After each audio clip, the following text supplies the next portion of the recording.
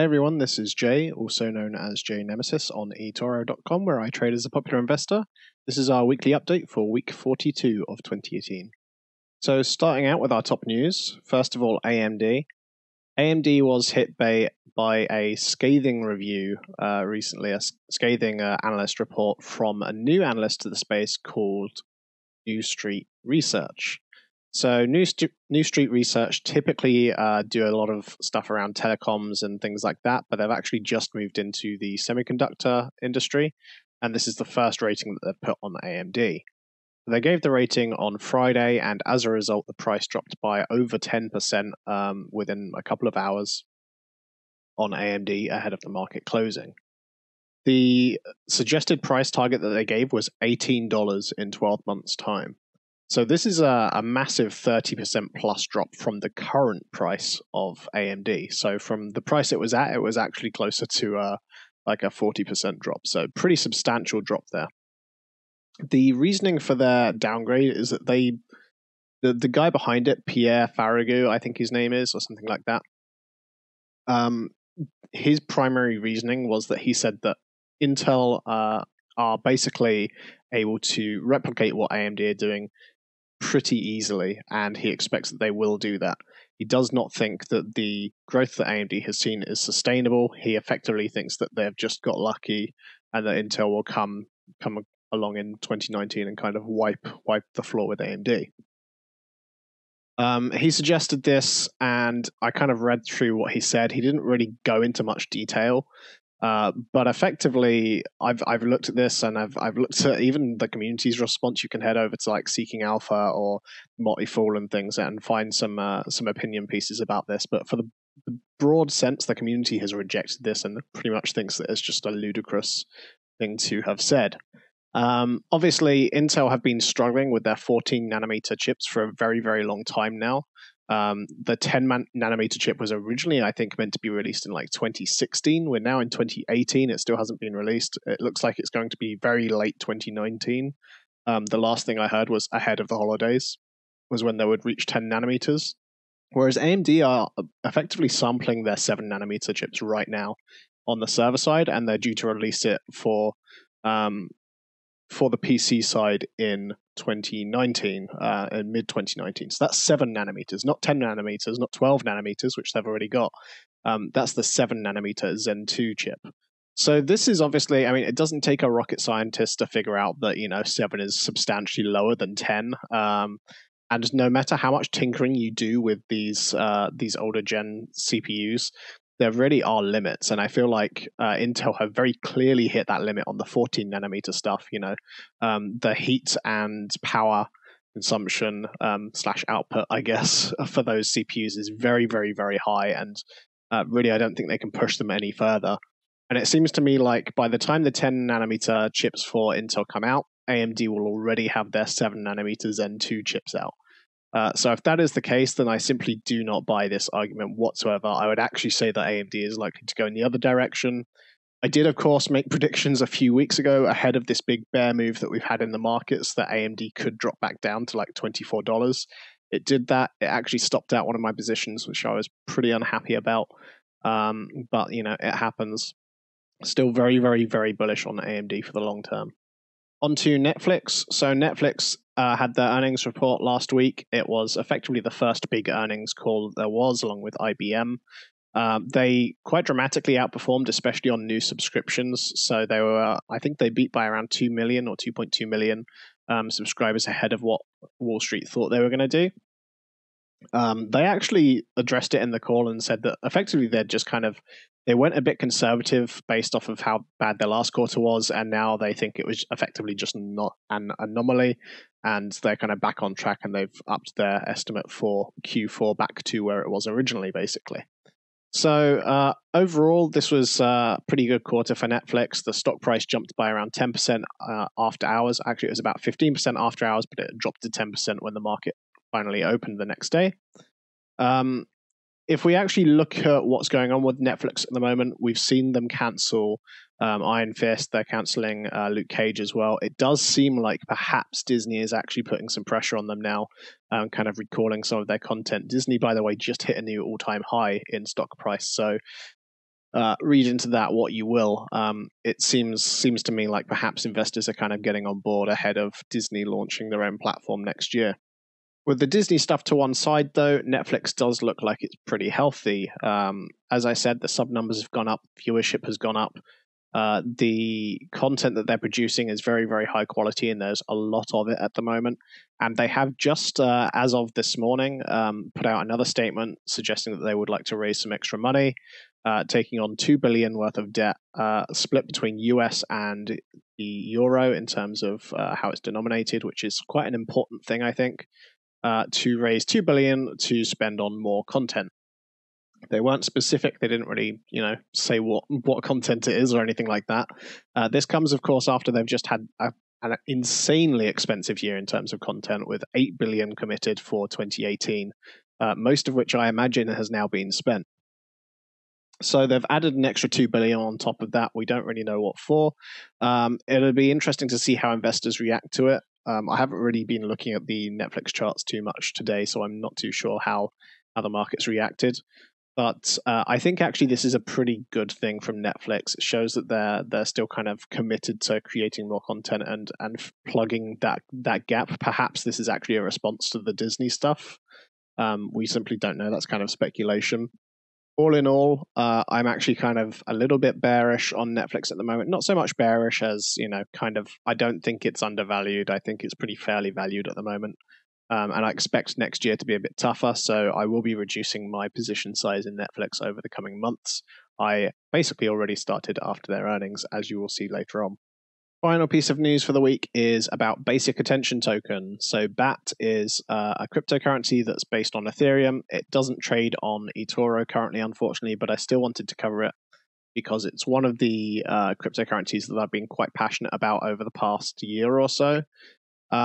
Basic Attention Token is effectively a cryptocurrency that's designed to reshape how we use web browsers and browse the internet and advertising on the internet and things like that.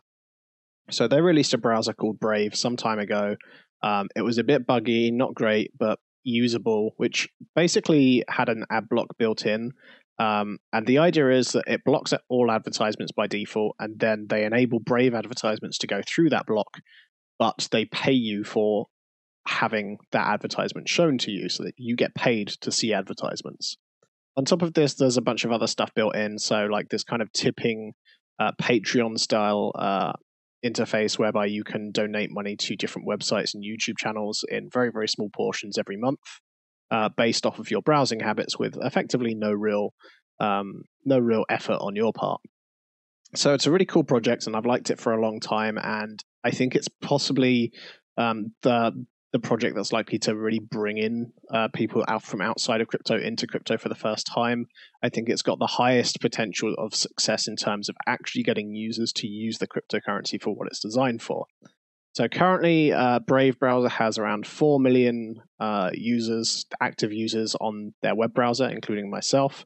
They just released a new version, which is based on Chromium, so it's effectively very, very similar to the Chrome web browser. It's up to 8 times faster than that web browser, and Chrome is not a slow web browser either, so that's pretty impressive. If you haven't tested it, I would recommend going and trying it out, especially if you're someone that values your privacy and not having ads kind of thrown at you left, right, and center. And if you want to experiment a bit more in cryptocurrency, perhaps you actually have already invested in Basic Attention Token outside of eToro. So yeah, it was basically just a little news piece to kind of update you and explain that I'm really pretty bullish on Basic Attention Token at the moment. I have been for the past, few months or so, although I don't really tend to talk about cryptocurrencies I hold outside eToro. I figured maybe I should start because this one's performed pretty well over the past few months, along with 0x, which is another one that I was pretty heavily invested in as well. So with that all said and done, yeah, check it out. Brave.com is the website if you want to go and have a look. That brings us to our trading stats for the week. So the portfolio is down by just shy of 2%. Our realized profit for the month, or for the week, realized loss is 0.5%. And we have 11 trades in total. 6 were profitable, 5 were unprofitable. And Netflix, Square, and Bitcoin Cash were the most traded assets, joint at 2 trades each. So if we take a look at the Bitcoin Cash trades, and I'll kind of talk you through what happened here. So about a month ago or so, I opened both of these shorts on Bitcoin Cash. I ended up closing them, as you can see, both at a small loss, one for minus 2.5% and the other for minus 6.9%. So, pretty reasonable losses, but certainly not something that we really need to be like mega concerned about. The purpose of these shorts was really as a hedge against the market moving down. And now that we have broken out of that long-term downtrend on Bitcoin and kind of stayed out of that for over a week, I'm actually turning a bit more bullish on cryptocurrency for the long term. And I think that a move down to 4K that I've suggested could happen is looking less and less likely. That being said, just as a kind of disclaimer, I do think that we kind of still need to stay above that level for another couple of weeks before we're really feeling safe. And of course, there are some events such as an exchange failure or something like that, which could still lead to a big decrease in price. So I figured I would close these positions simply because they were costing money to keep open, and I think that the potential for them to actually head into profit is pretty slim now. So I wanted to close them out at sensible losses and just kind of take that one on the chin, free up the cash to invest elsewhere, and see where we go from here. I do think that for the remainder of the year, we're probably going to stick within this 6K to 7K kind of range. We may break out of it towards Christmas because that's typically when we get a bit of a bull run in cryptocurrencies. But outside of that, I don't think we're likely to see any major moves in either direction. That brings us on to the stock recap. So starting with AMD, 2x leverage position was closed through a stop loss at minus 53.1%. This was following the AMD downgrade. I was away from my PC when it happened. We were actually pretty close to the market close, and I thought we were quite safe on it because the last time I checked, we were like 20% away, and then that report came out, and AMD dropped by over 10%, which with a 2x leverage position is over 20%. So I really, really thought that all of my positions in AMD were pretty safe. Unfortunately, it turned out that was not the case.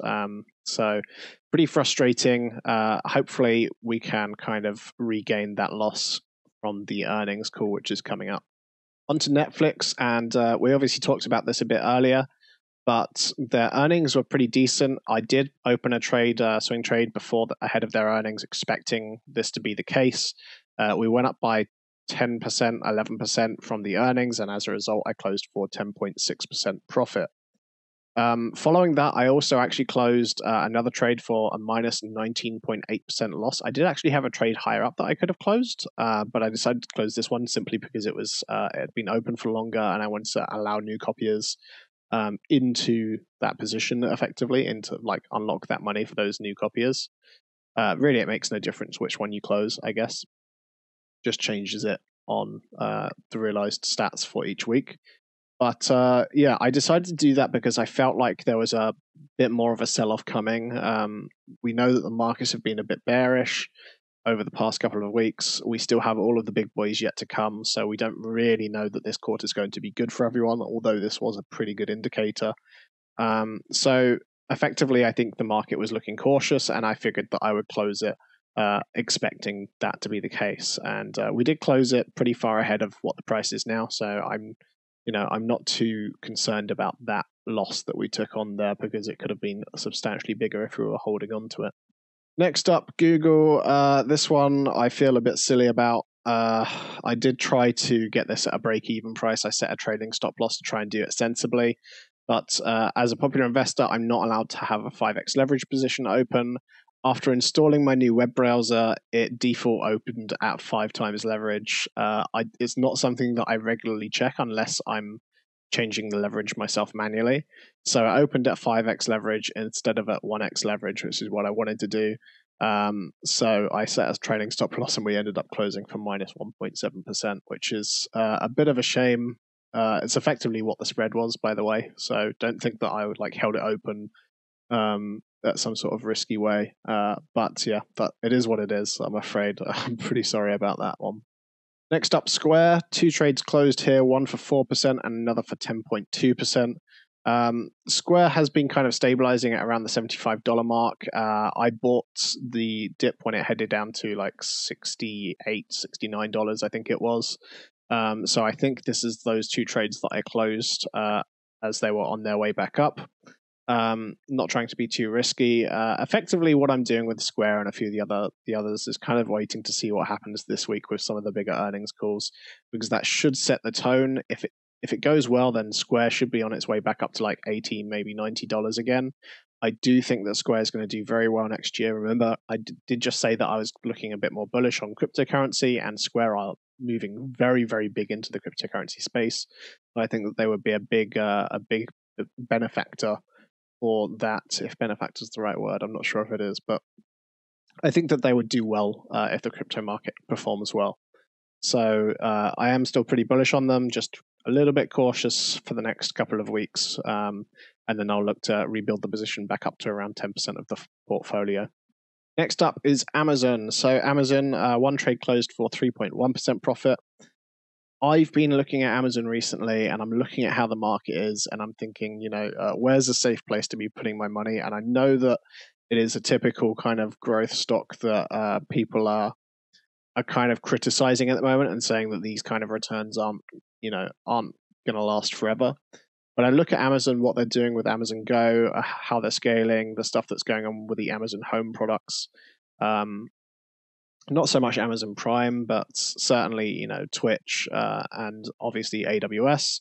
And I just don't see this company performing badly, even in a bear market. So for me, I'm looking at this at the moment, and it's, as I've written in the text, I'm effectively, there's dollar signs lighting up in my eyes for how this is likely to perform over the next year. Everyone is really scared of investing in the markets. Of course, it may drop a bit, but I think that Amazon is a really, really safe bet to be taking right now. So Amazon is something that I'm going to be looking to grow my exposure to. Possibly after earnings, I'll wait and see how that's going to a certain extent, but Amazon's something that I'm feeling a bit more bullish on recently. Activision Blizzard, single trade here for 1.9% profit. This was towards the start of the week that I closed this. Activision has been performing pretty well. As I've said before, the Battle Royale stuff has been pretty good for them, pretty important. The game looks good. But if we look forward, there isn't too much to be mega excited about with them right now, I don't think. So I will probably be taking a bit more of a backseat and kind of closing off my exposure to them again. Until 2019, perhaps. But for the time being, they're a good company. They have good exposure to the esports stuff, unlike most of the other gaming companies. So, we'll keep an eye on them, but I think for the moment, kind of neutral on how I feel. So that brings us to our final position, which is a NASDAQ 100 trade, short trade for, I think it was 0.7% profit or so. This was a really, really quick day trade, nothing crazy or exciting. I probably am going to look at shorting a bit more often on things like indices, because I actually performed pretty well over the past couple of weeks with the NASDAQ trades. Just need to be careful, because as I said, this could just be a bit of a bear trap. Onto the performance tab, and just a quick browse here. You can pretty much see that we're split down the middle in terms of our performance. We've not done so well in the past 2 months whatsoever. October is looking very, very grim for us. Really, really would like to recover some of that money. It already hinges on this next earnings period, to be honest, in terms of if we can recover some of that loss for this month. But looking at it there, especially on the portfolio change, it is pretty scary. Realized is not so bad. If you actually look at it, realized is pretty similar to August and September. It is still a 3% loss. We don't want to be having these losses on our monthlies if we can help it. But as you can see, we're 3/4 of the way through the month now, almost, and it's not looking too great. So honestly, at this point, I think we're in damage control for this month. I do think that the crypto market seems to have leveled out, so that should be a bit of a more stabilizing factor on our portfolio. I'm still pretty bullish on a lot of the stocks. I do not necessarily think that we're heading into a bear market right now in terms of the stock markets, as I kind of previously mentioned. So if that is the case, we should see a rebound, and we should see some of these boxes turn green over the coming weeks. So stay tuned, keep calm. I know it's very, very stressful watching your money go down, but I remain very confident. I remain very optimistic in terms of the products that these companies are building and how things are going. The solar industry, for example, I know this isn't like written down in my actual report or anything, but the solar industry is looking pretty good right now. If you look at the resilience that has been shown by both First Solar and SolarEdge in terms of their stock price during this kind of bear move, it's been very, very rock solid. So I think there are some underlying strengths in the markets. We've just kind of wiped off a bit of the froth at the top, perhaps. Into the looking forward, and as you can see, this week is the big week for earnings. We have a lot of big earnings reports coming up. AMD and Microsoft on the first big ones. Those are on Wednesday. We also have Amazon, Google, Intel, and Shopify all reporting their earnings on the same day. In fact, I think they're all after market close as well. So I've got to make some decisions on which earnings calls to listen to in which order.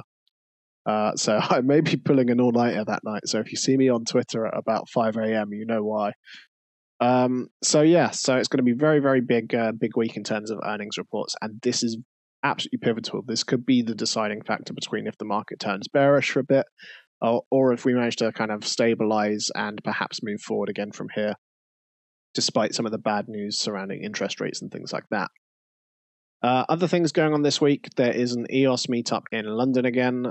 This one is by SVK Crypto. I've not actually attended any of their meetups yet. I've been to a lot of other EOS meetups, but I haven't been to one of these yet. So I'm pretty excited to see how this goes and what it's like there. The SVK Crypto guys are probably the single most passionate group in cryptocurrency. Like they just exude this like aura of, I don't know, of passion about EOS. So it should be interesting. There's been a lot going on in EOS recently as well. Lots of things going on with app adoption and trying to figure out some of the CPU scaling issues and stuff like that. So excited to see how that goes, and hopefully I can kind of report back to you guys and let you guys know how that goes. If you're in London on Wednesday, just head on to meetup.com. You should be able to find the event on there. You have to get the tickets through Eventbrite, but it is entirely free to attend. So now that I've told you to install a new web browser and attend the EOS meetup, I think that's pretty much it for this week, guys. Again, just to reiterate, I know it's very, very tough right now, but you just kind of got to stay strong and remember why we're doing this investing. If you're investing for 2 months or 3 months, you're not doing it right. This is a long-term thing, and I know that this year has been pretty bad, but you have to kind of compare it and contrast it with how we performed over the previous few years. And you have to sort of realize that this is unlikely to be this bad for a long period of time. So hopefully we can turn it around. I think it's pretty unlikely that we're going to actually end up in the green before the end of the year, unless cryptos do something crazy. But stay with it, stick with it, and hopefully we can have a good 2019, if nothing else. Thanks for watching, guys, and I'll see you next time.